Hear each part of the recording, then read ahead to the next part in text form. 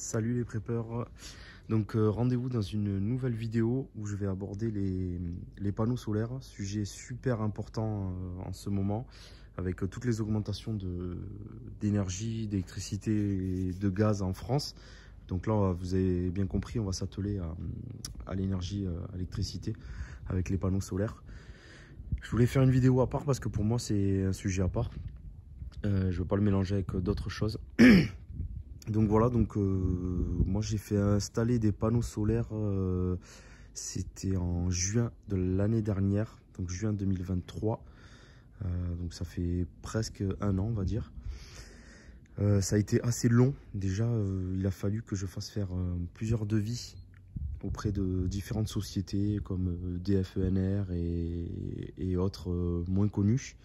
Je crois que j'ai fait en tout 5 demandes de devis pour vraiment pour ne pas me tromper et pour avoir le meilleur prix et de la qualité. Donc ça a pris beaucoup de temps, ça a pris je crois à peu près 2 mois et demi pour les recherches, recevoir les commerciaux à mon domicile, faire les études, etc. pour savoir ce qui était le mieux et tout ça. Alors je tenais à faire une petite parenthèse, à faire très attention avec les arnaques. Sur les 5 prestataires qui sont venus me voir, il y en avait un où c'était une arnaque. C'est moi qui l'ai démarché par le biais d'un ami qui était passé par eux. Bon, malheureusement, lui a signé, donc il s'est fait bien avoir. Donc voilà, donc c'est quelque chose qu'il faut prendre en compte, même par le bouche à oreille. Voilà, faut vraiment être sûr de vous. Moi, j'ai préféré choisir finalement une société locale. Qui est pas trop loin de chez moi, à peu près à 45 minutes de chez moi, qui est plutôt bien réputé, qui a fait ses preuves, qui pose des poêles à granulés, des poêles à bois, ils font voilà, les panneaux solaires, pas mal de choses qui sont liées à l'énergie. Ils ont une bonne note sur internet, donc voilà, c'est aussi ce qui m'a permis de franchir le cap, et notamment le prix qu'ils proposaient et la qualité des matériaux. Donc forcément il y a différentes puissances, je pense que vous connaissez peut-être un petit peu, si vous ne connaissez pas je vais vous en parler 2 petites minutes. Donc les puissances, il y a, pour les particuliers il y a 3 kW, 4,5 kW, alors on parle en kW crête, je vous parle en kW mais c'est kW crête, donc 3 kW crête, 4,5 kW crête, 6 kW crête, 9 kW crête, en général c'est ce que font les particuliers. Au-delà de ça je crois que la TVA change et c'est plutôt pour les entreprises. Donc voilà, ce qui nous intéresse c'est plutôt ça. Alors moi j'ai préféré prendre un juste milieu. Au début je partais plutôt sur le 6 et puis le commercial qui a pas voulu me vendre pour me vendre, qui m'a dit que si j'achetais bien sûr 6 kW crête, alors forcément ça allait être mieux parce que plus de panneaux, donc plus de captation de soleil et d'énergie. Le problème étant qu'il fallait rajouter à peu près entre le 4,5 et le 6 kW, il fallait rajouter à peu près 3 000 € et que les 3 000 € avant de les amortir, au vu du prix de vente du kilowatt, que ça valait pas spécialement le coup, que ça s'amortissait en 15-20 ans, que c'était pas forcément intéressant pour moi. Donc voilà, donc vous l'aurez compris, je suis parti sur du 4,5, donc en phase de test sur quelques années pour voir si ça suffit ou pas. J'ai toujours le loisir de rajouter d'autres panneaux, notamment sur cette façade là que vous voyez, donc juste ici, voilà. Je peux rajouter encore 4-5 panneaux sur cette façade qui me permettraient de remonter à 6 kW crête. Donc là, actuellement, je suis à 12 panneaux sur ma toiture. 12 panneaux plus ou moins standard, la taille c'est standard. C'est des panneaux nouvelle génération, donc avec un fond complètement noir, un encadrement complètement noir qui permet de capter encore plus de soleil et donc d'énergie. Les panneaux sont des panneaux italiens, donc européens, et les onduleurs qu'il y a dessus, donc il y a un onduleur pour 2 panneaux, à part ceux-là je crois où il y en a qui ont un onduleur pour 1 panneau. En fait c'est américain, les onduleurs c'est assez classique, beaucoup d'entreprises, notamment les entreprises Fauché à qui j'ai fait également des devis, passent aussi par des onduleurs américains qui sont assez connus. Donc voilà, donc onduleur américain avec des panneaux italiens. Donc voilà, donc ça a été installé assez facilement dans le sens où ça a pris une après-midi. Ils étaient 3, il y avait un chef de chantier, 2 employés, donc les 3 étaient en train de s'affairer sur le toit et au niveau des câbles, etc. Donc c'est du plug and play, hein, c'est pas spécialement difficile à installer, mais bon, moi je n'avais pas les compétences et je préférais leur faire le job. J'avais pas le temps de m'en occuper. Et puis surtout que c'est sur la toiture, il faut faire passer les câbles, c'est quand même du boulot si on est seul. Voilà, donc là 12 panneaux solaires pour 4,5 kW crête. Pour une maison donc qui fait 125 mètres carrés avec 50 mètres carrés de garage, j'ai pompe à chaleur split dans le salon. J'ai, pour vous donner un ordre d'idée, du gainable que j'ai fait installer également cet été dans la partie chambre, donc il y a 4 chambres. J'ai une piscine 9 mètres par 4 avec une pompe à chaleur extérieure pour chauffer ou refroidir la piscine. La piscine fait à peu près 60 mètres cubes d'eau, pour vous donner une idée aussi. Voilà, donc en électrique, plus four, plus lave-linge, sèche-linge, le classique. J'ai rien au gaz, hein, j'ai tout à l'électrique avec plaque induction, donc électrique, etc. Et mon moyen de chauffage, vous le savez, c'est le poêle à granulés. Mais le soir, étant donné que le poêle à granulés propulse de l'air chaud dans le couloir, il faudrait que les chambres restent un petit peu ouvertes pour avoir de la chaleur. Et du coup, niveau intimité, bruit et tout, c'est pas top. Donc on a préféré installer du gainable pour que ça chauffe les chambres. Si jamais ça descend en dessous d'une certaine température, 18,5, 19, ça se déclenche dans la nuit. Autant vous dire que ça se déclenche pas souvent, à part quand il fait très froid dehors, que ça approche les 0 degrés. Donc ça déclenche pas souvent et donc ça consomme pas trop. En termes de contrat d'électricité, je suis chez EDF. Le tarif, je crois que c'est le tarif bleu, c'est comme ça que ça s'appelle.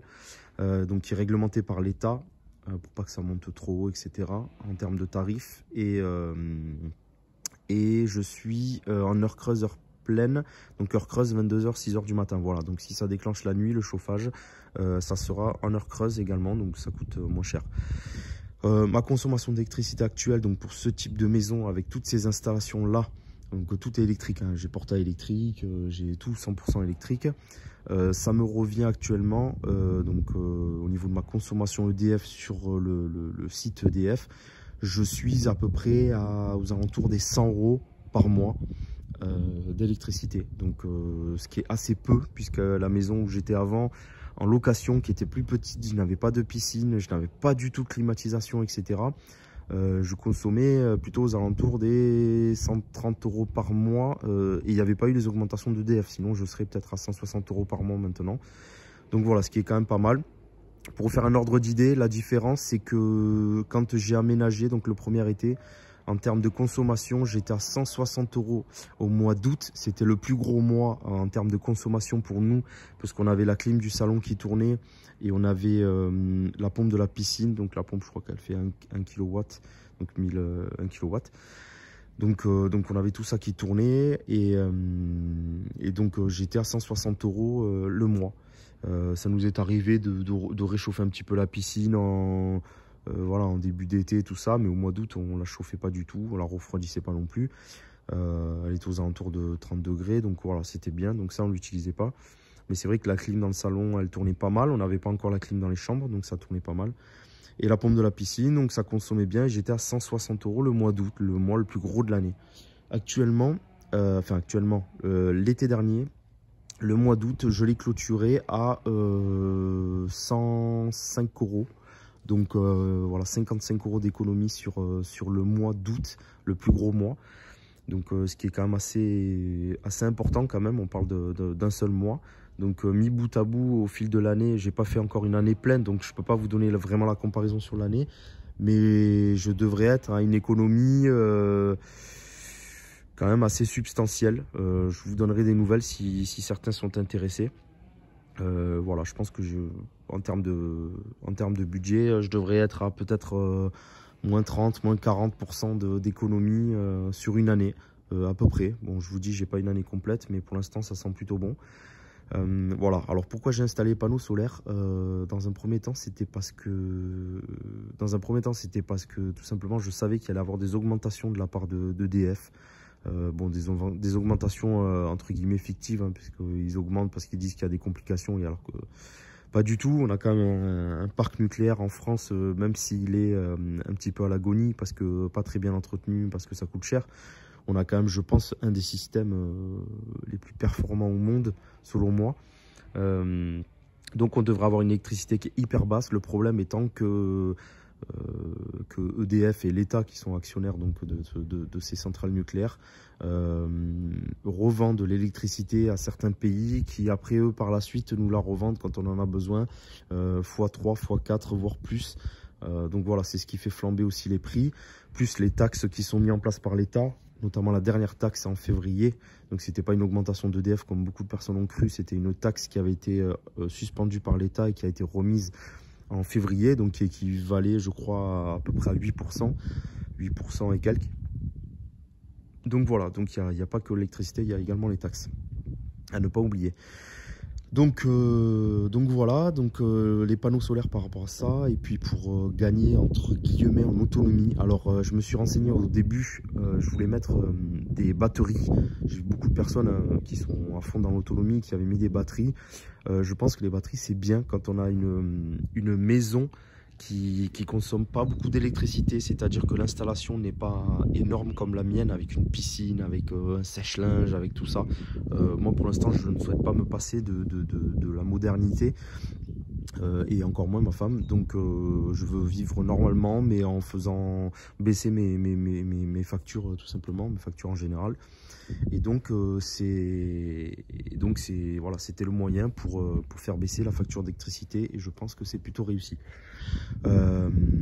Voilà pourquoi je souhaitais mettre des panneaux solaires. Donc les batteries, ça sera peut-être pour plus tard, parce qu'apparemment Tesla est en train de travailler sur des batteries, donc à savoir combien elles vont coûter, combien de temps elles vont tenir, mais bon, je pense que ça va être les plus performantes du marché, me semble-t-il, par rapport aux batteries au lithium, etc. Donc pour l'instant c'est pas fait, peut-être dans 5 ans, 10 ans, je ne sais pas. Je sais pas si je serai encore dans cette maison, pour être honnête avec vous, donc on verra pour plus tard. Donc déjà voilà, j'ai installé ces panneaux, je suis bien entendu en autoconsommation, donc j'ai toujours un contrat chez EDF, je suis en autoconsommation. La journée, quand il y a du soleil, ça produit de l'électricité. Si je l'utilise, je l'utilise en instantané. Là j'ai fait tourner des machines aujourd'hui, le lave-vaisselle, etc. Bon ça passe sur les panneaux, et je consomme que très peu en fait d'électricité de la part d'EDF, voire pas du tout, quand il fait des belles journées et que ça monte bien au niveau des kilowatts. Et voilà, donc c'est plutôt intéressant, et l'énergie que je ne consomme pas est redistribuée, réinjectée pardon, dans le réseau EDF. Et ensuite EDF, étant donné que j'ai signé un contrat avec eux pour 20 ans, à savoir qu'EDF a une obligation de vous racheter l'électricité, vous n'êtes pas obligé de lui vendre, dans le sens où si vous ne signez pas le contrat, que vous refusez d'emblée de signer le contrat avec eux, vous n'êtes pas obligé de revendre, du coup c'est l'électricité qui sera perdue. Mais voilà, moi j'ai signé le contrat avec eux, j'ai décidé de revendre, donc c'est un contrat sur 20 ans, et c'est 10 centimes du kilowatt, donc ce qui n'est pas énorme du tout, mais ça fait un petit pécule qui rentre à la fin de l'année. Donc en l'occurrence, moi c'est en septembre, parce que c'est en septembre qu'a été accepté en fait mon contrat, la connexion au réseau. Donc tout simplement, en septembre 2024, ils vont me payer en fait ce que j'ai produit et que je n'ai pas consommé.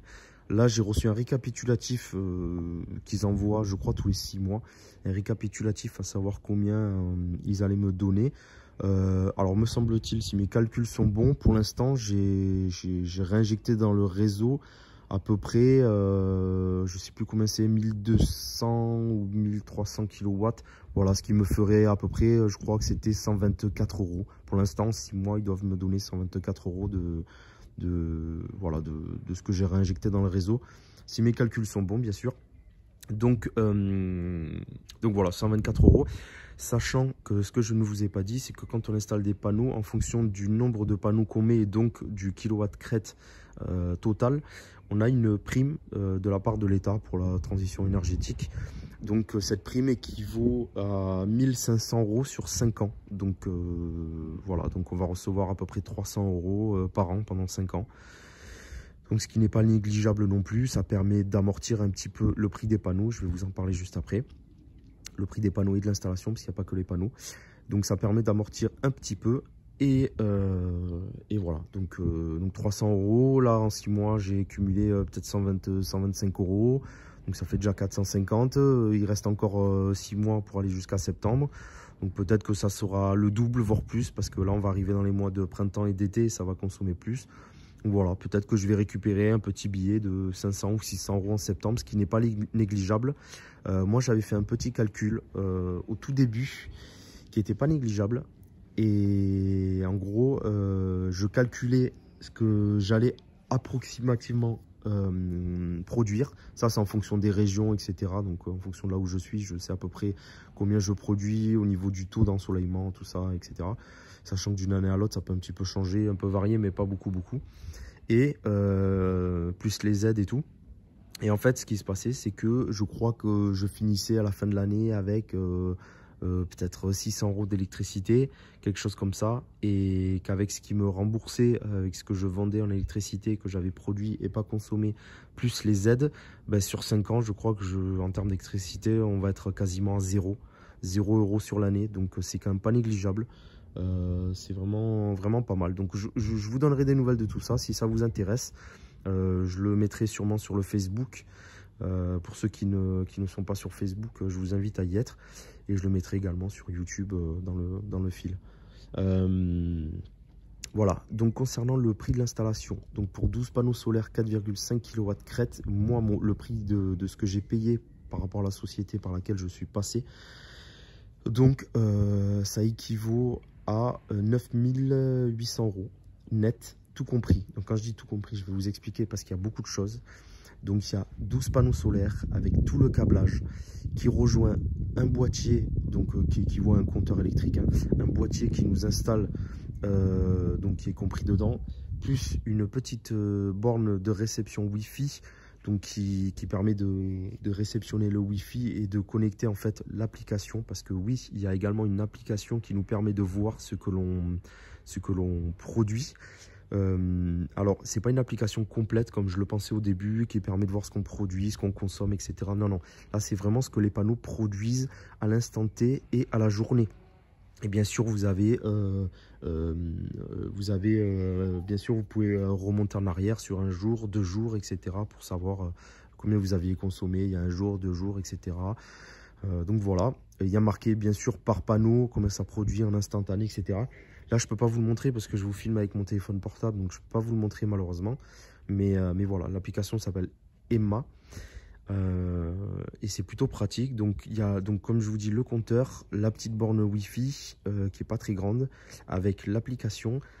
Et si jamais il y a un panneau solaire qui tombe en rade, ça communique de suite l'information à la société qui s'engage à venir le dépanner très rapidement. Dans les 24 heures, il se déplace, il change le panneau, il le répare, etc. Pareil pour l'onduleur. À savoir que l'onduleur est garanti, je crois que l'onduleur est garanti 10 ou 15 ans. Et les panneaux solaires sont garantis 20 ans. Donc c'est quand même assez intéressant. On sait que c'est du bon matos et qu'on est tranquille pour pas mal d'années. Voilà, donc 9800 euros pour cette installation là. Moi je suis plutôt content parce que c'est vrai que quand on voit les factures d'électricité qu'on met, certains mettent 1500, 2000 euros par an. Bon ben voilà, en quelques années ça amortit et puis on n'est pas trop assujetti aux augmentations de la part d'EDF, parce que moi toutes les augmentations qu'il y a eu là depuis que j'ai installé les panneaux, ben forcément par rapport à d'autres personnes qui n'ont pas de panneaux solaires, j'ai été beaucoup moins impacté. Puisque justement ça absorbe cette consommation d'électricité que j'ai et je ressens moins les augmentations, donc ce qui est quand même un gros avantage. Voilà, donc pour l'installation, j'ai parlé du prix. Moi je suis plutôt satisfait. En termes de visuel, c'est pas choquant, surtout qu'autour de chez moi il y a beaucoup de personnes qui ont des panneaux solaires, c'est vraiment hallucinant. Alors on n'a pas tous les mêmes panneaux solaires, il y en a qui ont des encadrements en aluminium gris, d'autres qui ont beaucoup plus de panneaux solaires que moi, qui en ont 15, 20, enfin il y en a qui en ont vraiment pas mal. Donc voilà. Donc comme je vous disais, je reviens un petit peu sur les arnaques sur les sociétés. À faire attention, parce qu'il y a des sociétés qui vous promettent de vous rembourser la TVA. Donc en fait, ils vous proposent un prix. Je vous donne un exemple hein, de ce qui est passé, de ce qui est arrivé à un ami à moi. En fait, ils vous proposent un prix de à peu près 20 000 euros. Les panneaux pour 6 kW par exemple, et ils vous disent mais ne vous inquiétez pas, sur les 20 000 euros il y a 7 000 euros de TVA, une fois qu'on vous les a installés on monte un dossier et on vous rembourse la TVA. Bon, pour les gens qui ne savent pas, la TVA est exclusivement réservée aux sociétés. Pour les particuliers ce n'est pas légal de rembourser la TVA. Donc voilà, ils pourraient le faire par un tour de passe-passe pour rembourser la TVA et du coup arnaquer l'État. Sauf qu'en fait, ils ne le font pas du tout. C'est que des paroles en l'air. À la fin, ils vous font miroiter, miroiter, miroiter. Ils vous disent que le dossier est en attente, qu'il faut qu'il y ait une acceptation de tel ou tel service, etc. Et en fait, vous ne revoyez jamais l'argent que vous avez dépensé, qui est censé vous être remboursé sur la dite TVA. Donc ne vous faites pas avoir avec ça. Renseignez-vous bien. Moi, la personne qui est venue donc par le biais d'un ami et qui est venue à la maison, un commercial beau parleur.